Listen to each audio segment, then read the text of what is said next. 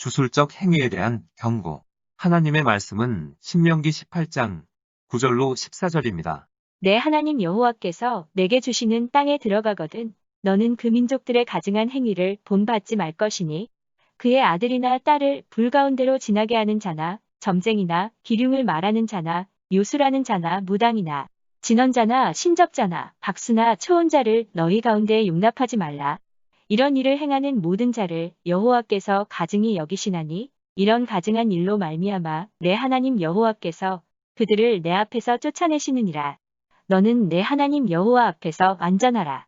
내가 쫓아낼 이 민족들은 기륭을 말하는 자나 점쟁이의 말을 듣거니와 내게는 내 하나님 여호와께서 이런 일을 용납하지 아니하시느니라.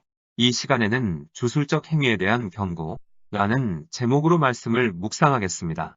본문은 우상 숭배에 대한 경고의 말씀입니다. 특별히 점술, 요술, 강신술 등 주로 미신적이고 주술적인 행위에 대해서 경고하고 있습니다. 이처럼 모세가 여러 각도에서 거듭 우상 숭배를 강력히 경고하고 또한 철저히 금하고 있는 이유는 첫째, 우상 숭배가 순수한 여호와 신앙에 치명적인 독이 되기 때문이며 둘째, 우상 숭배가 가나안 족속들 간에 만연되어 있었기 때문입니다. 본문 10절로 11절을 보면 가나안 땅에서 이스라엘 백성들이 절대 따르지 말아야 할 각종 유형의 가증한 일을 행하는 자들이 열거되어 있습니다. 불 가운데로 지나가게 하는 자, 몰렉 종교의 제사 의식을 수행하는 자, 점쟁이, 점을 쳐서 미래의 일을 예언하는 자, 기륭을 말하는 자, 징조나 때를 살펴 그것을 해석하는 자, 요술하는 자, 마술을 부려 현혹시키는 자, 무당, 주문을 외우며 기륭을 말하는 자, 진언자, 주문을 외워 마법을 거는 자, 신접자, 홀령을 통해 점을 치는 자, 즉 영매자. 박수흐, 원래는 남자 무당을 가리키는 말이지만 여기에서는 점쟁이 혹은 마술사, 초혼자, 죽은 자들을 불러내 미래의 일을 물어보는 자. 본문 12절에 이런 일을 행하는 모든 자를 여호와께서 가증히 여기시나니 이런 가증한 일로 말미암아 내 하나님 여호와께서 그들을 내 앞에서 쫓아내시느니라. 가나안 족속들이 하나님 앞에서 쫓겨나 진멸당하게 된 원인은 그들의 가증스러운 죄악 때문이었습니다. 표면적으로 볼 때는 하나님께서 이스라엘 백성들에게 가나안 땅을 기업으로 주시기 위해 그들을 쫓아내신 것처럼 보이지만 그러나 아무런 잘못도 없는 가나안 족속들을 단순히 이스라엘 백성들을 향한 편애 때문에 멸망시킨 것은 결코 아니라는 것입니다. 이것은 후일 이스라엘 백성들이 하나님을 배반하고 우상 숭배의 죄에 빠졌을 때 주변 강대국들에 의해 그 땅에서 쫓겨난 사실에서도 여실히 드러납니다. 범죄한 아담이 에덴 동산에서 쫓겨난 이래 인간이 하나님께로부터 쫓겨나게 되는 그 모든 원인은 그들 스스로가 지은 죄악 때문이었습니다.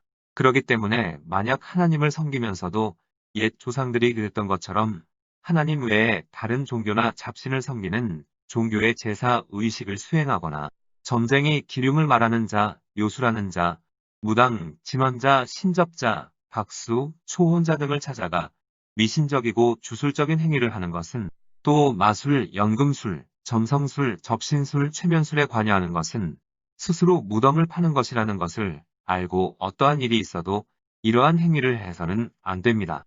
이외에도 많이 있습니다. 귀신에게 제사 지내고 제사 음식을 먹고 사주팔자, 토정비결, 궁합을 보고 관상과 손금과 오늘의 운세를 보고 혈액형으로 사람을 보거나 미래를 점치고 부적을 사용하고 각종 자연을 보고 소원을 빌고 절에 가서 절하고 수많은 잡신을 섬기는 것들이 모두 주술적 행위, 즉 우상 숭배에 포함됩니다. 신앙생활을 하다가 문제를 만나면 죄의 문제를 깊이 생각하고 하나님 앞에 나와 회개함으로 하나님과 문제 해결을 해야지 미신적인 행위를 하거나 우상을 쫓아가서는 절대 안 됩니다. 문제가 있거든 문제 해결을 위해 기도하는 것도 좋지만 그보다는 먼저 죄의 문제를 놓고 기도하는 것이 지혜입니다. 욥기 1장 1절로 5절을 보면 욥은 하나님과 깊고 내밀한 교제를 중요시하는 참된 신앙의 소유자임을 알 수가 있습니다. 우스 땅에 욥이라 불리는 사람이 있었는데 그 사람은 온전하고 정직하여 하나님을 경외하며 악에서 떠난 자더라. 그에게 아들 7과 딸 3이 태어나니라. 그의 소유물은 양이 7,000마리요, 낙타가 3,000마리요, 소가 500켤이요, 암나귀가 500마리이며 종도 많이 있었으니 이 사람은 동방 사람 중에 가장 훌륭한 자라. 그의 아들들이 자기 생일에 각각 자기의 집에서 잔치를 베풀고 그의 누이 3명도 청하여 함께 먹고 마시더라. 그들이 차례대로 잔치를 끝내면 욥이 그들을 불러다가 성결하게 하되 아침에 일어나서 그들의 명수대로 번제를 드렸으니 이는 욥이 말하기를 혹시 내 아들들이 죄를 범하여 마음으로 하나님을 욕되게 하였을까 함이라. 욥의 행위가 항상 이러하였더라. 그러므로 우리도 욥의 지혜를 배워서 자신과 가정에 문제가 있든 없든 형편에 따라 회개의 기간을 정하고 자신을 돌아보는 지혜가 필요합니다. 대부분의 모든 문제가 죄로 인한 결과라고 본다면 이러한 회개의 삶은 하나님을 기쁘시게 할 뿐 아니라 죄로 인해 들어온 가난과 질병과 저주와 각종 문제들을 끊어버릴 수 있는 좋은 기회가 될 것입니다. 일반적으로 하나님의 백성들은 어둠의 세력으로부터 숨겨져 있습니다. 골로새서 3장 3절에 이는 너희가 죽었고 너희 생명이 그리스도와 함께 하나님 안에 감추었음이니라. 그리고 하나님의 백성은 보호를 받습니다. 시편 91편 1절로 16절에 지존자의 은밀한 곳에 거주하며 전능자의 그늘 아래에 사는 자여. 나는 여호와를 향하여 말하기를 그는 나의 피난처요 나의 요새여 내가 의뢰하는 하나님이라 하리니 이는 그가 너를 새 사냥꾼의 올무에서와 심한 전염병에서 건지실 것이미로다. 그가 너를 그의 깃으로 덮으시리니 내가 그의 날개 아래에 피하리로다. 그의 진실함은 방패와 손방패가 되시나니 너는 밤에 찾아오는 공포와 낮에 날아드는 화살과 어두울 때 퍼지는 전염병과 밝을 때 닥쳐오는 재앙을 두려워하지 아니하리로다. 1,000명이 내 왼쪽에서 10,000명이 내 오른쪽에서 엎드러지나 이 재앙이 내게 가까이 하지 못하리로다. 오직 너는 똑똑히 보리니 악인들의 보응을 내가 보리로다. 내가 말하기를 여호와는 나의 피난처시라 하고 지존자를 너의 거처로 삼았으므로 화가 내게 미치지 못하며 재앙이 내 장막에 가까이 오지 못하리니 그가 너를 위하여 그의 천사들을 명령하사 내 모든 길에서 너를 지키게 하심이라. 그들이 그들의 손으로 너를 붙들어 발이 돌에 부딪히지 아니하게 하리로다. 내가 사자와 독사를 밟으며 젊은 사자와 뱀을 발로 누르리로다. 하나님이 이르시되 그가 나를 사랑한즉 내가 그를 건지리라. 그가 내 이름을 안즉 내가 그를 높이리라. 그가 내게 간구하리니 내가 그에게 응답하리라. 그들이 환난 당할 때에 내가 그와 함께하여 그를 건지고 영화롭게 하리라. 내가 그를 장수하게 함으로 그를 만족하게 하며 나의 구원을 그에게 보이리라 하시도다. 사단과 그의 무리들은 무소부재하지 못하고 전지전능하지 못합니다. 그러므로 매일의 삶 가운데 우리는 마귀의 존재 때문에 방해받지도 않고 모든 해악으로부터도 안전합니다. 이것은 주님을 알고 주님을 사랑하는 사람들을 향한 하나님의 은혜입니다. 하지만 어떤 특정한 이유에 의해 우리는 마귀의 공격에 노출됩니다. 즉 주술적인 행위에 발을 들여놓는 순간, 우상 숭배를 하는 순간 마귀의 소나기에 들어가게 됩니다. 마귀는 우리가 주술적인 행위에 개입하는 것을 자동 초대장으로 여길 뿐 아니라 우리 안에 거주할 수 있는 법적 계약이 성립된 거라고 생각합니다. 그냥 한번 장난삼아 라는 변명이 될 수 없다는 얘기입니다. 단 한 번의 장난일지라도 마귀에겐 충분합니다.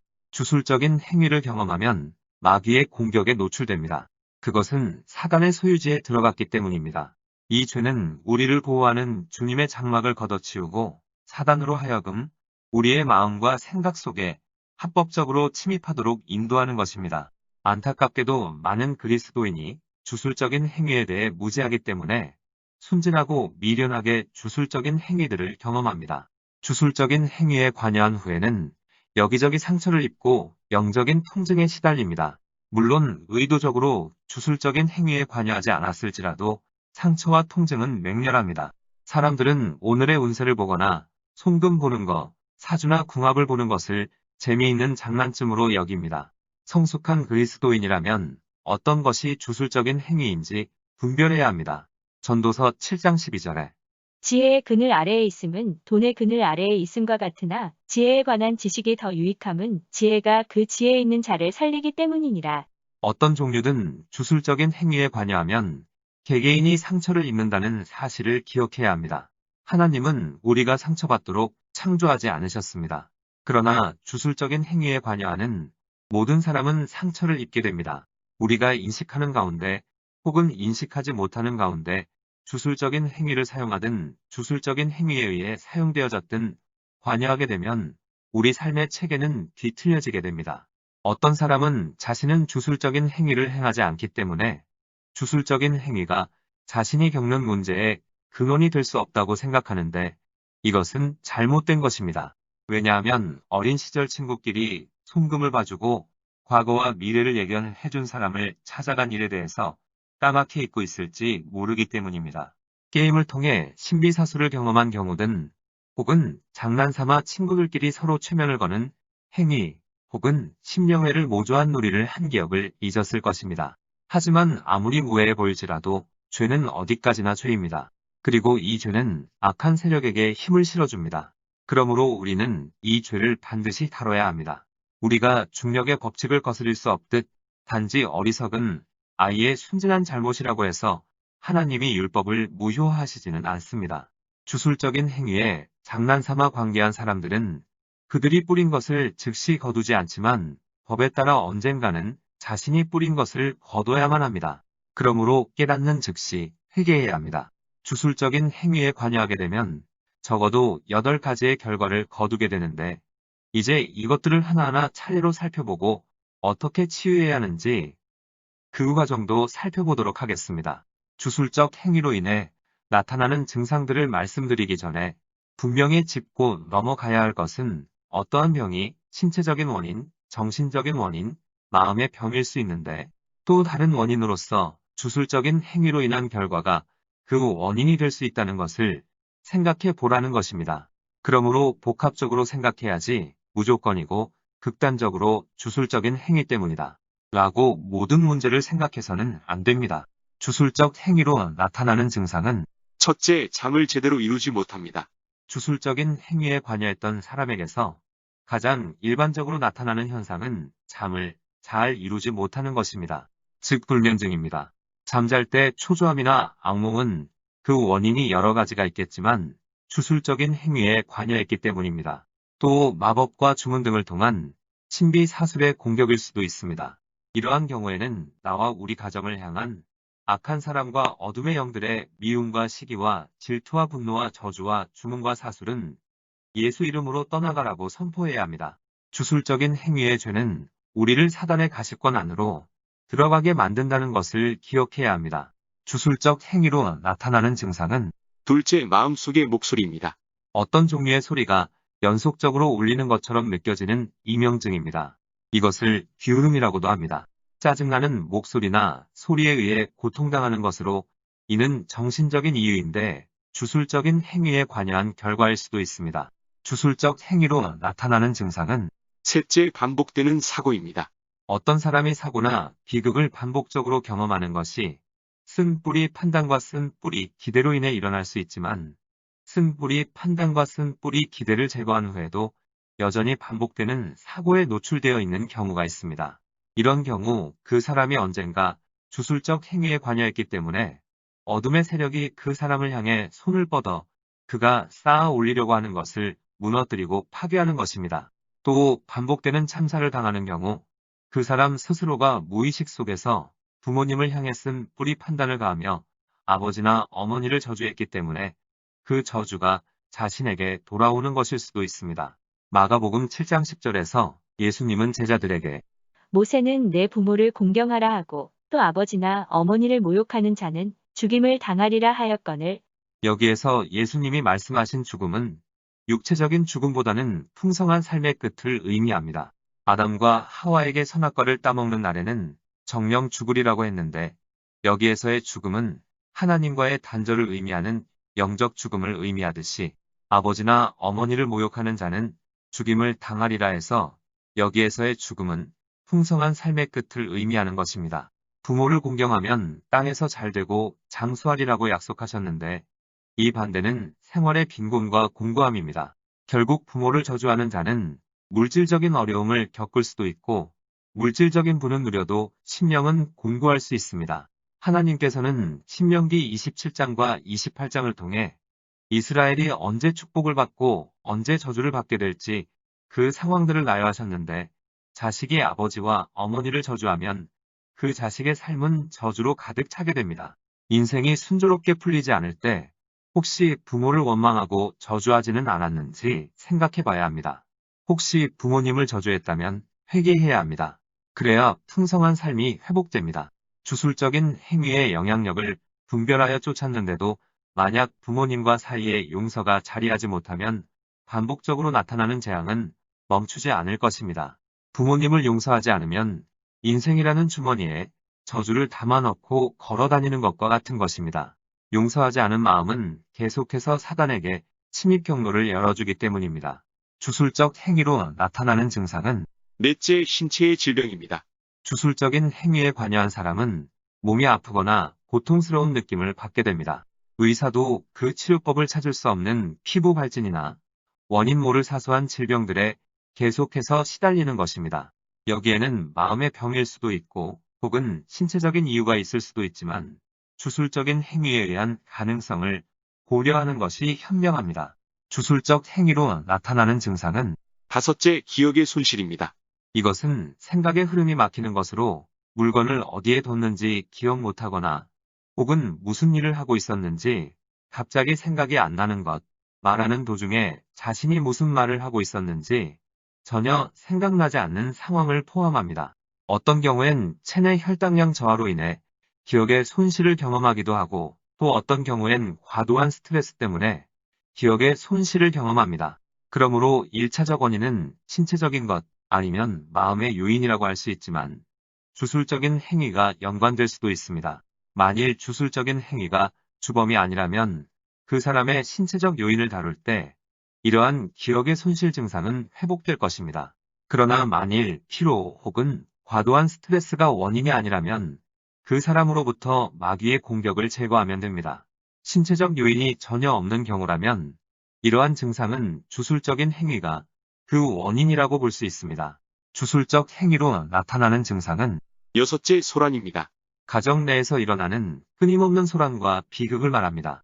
살아가면서 주술적인 행위에 관여해온 사람은 닫혀 있어야 할 가정의 문을 마귀에게 열어놓게 됩니다. 주술적인 행위에 관여하는 사람을 향해 주님께서 경고하시는 말씀을 보면 뇌리기 20장 6절에 접신한 자와 박수무당을 음란하게 따르는 자에게는 내가 진노하여 그를 그의 백성 중에서 끊으리니 여기엔 시문대로 거두는 법칙이 작용합니다. 어떤 사람이 주술적인 행위에 관여할 때 그 사람은 주님으로부터 스스로를 끊어버리는 것입니다. 그리고 그 모든 죄의 대가는 자신이 져야 합니다. 심은 것이 주술적인 행위이기 때문에 거두는 것도 주술적인 저주입니다. 어둠의 세력은 심고 거두는 법칙에 따라 소란과 비극의 파괴 행위를 더함으로써 이득을 챙겨갑니다. 주술적 행위로 나타나는 증상은 일곱째, 재정의 유출입니다. 가정에서 지출되는 비용이 한도 끝도 없는 것처럼 보일 때가 있습니다. 재정 지출은 전혀 예상치 못했던 부분에 가장 부당한 방법으로 발생합니다. 그래서 예상치 못한 일이 터질 때마다 적자를 봐야 하고 마치 가정에 가난의 저주가 날뛰는 것 같이 보이기도 합니다. 11조 생활을 하고 있는데도 재정적인 압박을 받는다면 주술적인 행위에 관여한 결과로 재정난이 찾아온 것일 수 있습니다. 우리가 주목해야 할 점은 이런 경우 재정난에 의한 심적 고통보다 하나님에 대한 불신이 더 심각하다는 것입니다. 이 말은 무슨 말이냐 하면 하나님을 섬기는데 계속해서 재정적인 어려움을 겪다 보면 자신도 모르게 하나님을 불신하게 되고 내가 이렇게까지 신앙생활을 해야 할 필요가 있나 하는 신앙의 회의에 빠져들게 됩니다. 하나님의 신실하심을 불신하게 만드는 것보다 사단이 더 좋아하는 계략은 없습니다. 주술적 행위로 나타나는 증상은 여덟째, 세대를 거쳐받는 피해입니다. 이 경우는 예측 가능한 결과일 뿐 아니라 심고 거두는 법칙에 의해 발생하는 결과입니다. 신명기 5장 9절에 그것들에게 절하지 말며 그것들을 섬기지 말라. 나 내 하나님 여호와는 질투하는 하나님인즉 나를 미워하는 자의 죄를 갚되 아버지로부터 아들에게로 3, 4대까지 일게 하거니와 세대를 거쳐받는 피해에 대해 요점만 간단히 말하면 부모 세대에 심은 것을 자녀 세대가 거둔다는 것입니다. 이 패턴이 그리스도의 십자가에서 멈춰지지 않으면 부모 세대의 죄로 인해 자녀들은 피해를 거두게 됩니다. 부모가 교회를 다니면서 주술적인 행위를 하는 것은 자녀에게 저주를 물려주는 것입니다. 게다가 주술적인 행위가 마귀와 직접적인 연관이 있음을 생각한다면 부모가 교회를 다니면서 주술적인 행위에 죄를 심었을 때 마귀의 영향력이 가담되어 결국 자녀가 거두게 될 피해는 피해라고 부르기보다는 참사라고 해야 어울릴 정도로 커지게 됩니다. 그러므로 교회에 다니면서 주술적인 행위에 가담했다면 이를 빨리 회개하고 그리스도의 십자가에서 죄된 열매의 추수를 멈춰야 합니다. 그렇다면 주술적인 행위가 있었다면 어떻게 해야 할까요? 첫째, 철저히 회개하여 용서받고, 둘째, 어둠의 영들에게 열렸던 문들을 예수 이름으로 닫고, 셋째, 성령의 날개로 품어달라고 기도하고, 넷째, 몸과 영혼의 치유를 위해 기도하고, 다섯째, 어둠의 영을 내쫓아야 합니다. 본문 13절을 개역개정은 너는 내 하나님 여호와 앞에서 완전하라고 번역했는데 공동번역은 다음과 같이 번역했습니다. 너희는 한 마음으로 너희 하나님 야훼만 섬겨라. 기도하시겠습니다. 하나님 교회에 다니면서도 다른 종교나 잡신을 섬기며 종교의 제사 의식을 수행한 죄, 점쟁이, 기륭을 말하는 자, 요술하는 자, 무당, 진원자, 신접자, 박수, 초혼자 등을 찾아간 죄, 마술, 연금술, 점성술, 접신술, 최면술에 관여했던 죄, 귀신에게 제사 지내고 제사 음식을 먹고 사주팔자, 토정비결, 궁합을 보고 관상과 송금과 오늘의 운세를 보고 혈액형으로 사람을 보거나 미래를 점치고 부적을 사용하고 각종 자연을 보고 소원을 빌고 절에 가서 절하고 수많은 잡신을 섬겼던 모든 죄와 허물들을 용서하여 주시고 성령의 날개 아래 품어주옵소서. 주술적 행위, 신비사술, 우상숭배로 인해 어둠의 영들을 향해 열렸던 모든 문들은 이 시간 예수 이름으로 닫힐지어다. 불면증, 이명, 반복되는 사고, 육체의 질병, 기억 손실, 가정 내에서 일어나는 소란과 비극, 재정 유출, 세대에 흐르는 저주는 개인과 가정과 삶 속에서 예수 이름으로 떠나갈지어다. 주술적인 행위와 우상 숭배로 우리 안에 들어온 모든 어둠의 영들은 예수 이름으로 떠나갈지어다. 우리에게 기도의 영과 말씀의 영과 회개의 영을 부어주셔서 우리 안에 숨겨진 죄를 분별하는 지혜를 주시고 숨겨진 죄로부터 우리를 해방시켜 주옵소서. 성령께서 우리의 생각과 말과 행동을 다스려 주옵소서. 예수님의 이름으로 기도드립니다. 아멘. 하나님께서는 내 형편이 어떠하든 내 신분이 무엇이든 무슨 죄를 지었든 변함없이 나를 사랑하십니다.